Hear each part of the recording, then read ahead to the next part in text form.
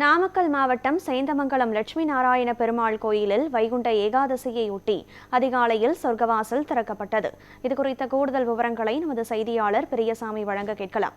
வணக்கம் பெரியசாமி, அங்கு லட்சுமி நாராயண பெருமாள் கோயிலில் அதிகாலை எத்தனை மணி அளவில் சொர்க்கவாசலானது திறக்கப்பட்டது? கோயிலில் சொர்க்கவாசல் திறப்பை முன்னிட்டு என்னென்ன சிறப்பு அலங்காரங்கள் உற்சவர்களுக்கு செய்யப்பட்டது? என்னென்ன சிறப்பு வழிபாடுகளுக்கு ஏற்பாடு செய்யப்பட்டிருக்கிறது? விரிவான விவரம். வணக்கம்.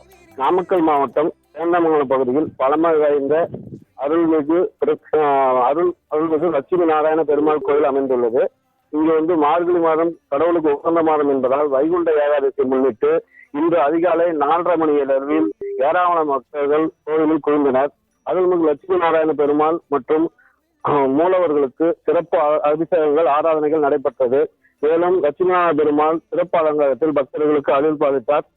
அருள்மிகு லட்சுமி நாராயண பெருமாள் கோயிலில் வைகுண்ட ஏகாதசியை முன்னிட்டு இந்த அதிகாலையிலிருந்து சொர்க்க வாசல் எனப்படும் பரமபதம் திறக்கப்பட்டது. பரமபதம் வாசல் திறப்பு விழாவில் ஆயிரக்கணக்கான பக்தர்கள் பங்கேற்று வழிபாடு செய்தனர். மேலும் கோவிலின் சுற்றில் உள்ள அனைத்து கோயில்களுக்கும் பக்தர்கள் சிறப்பு தரிசனம் செய்தனர். வைகுண்ட ஏகாதசியை முன்னிட்டு பக்தர்கள் அனைவருக்கும் லட்டு மற்றும் பிரசாதம் வழங்கப்பட்டது. கனகதாரா, விவரங்களை வழங்கியமைக்கு நன்றி பெரியசாமி.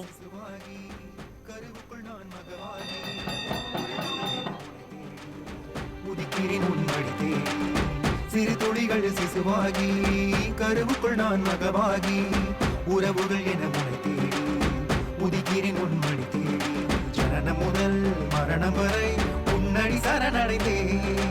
எனது புகழ் அனைத்தையுமே உனக்கென துறந்து விட்டேன்.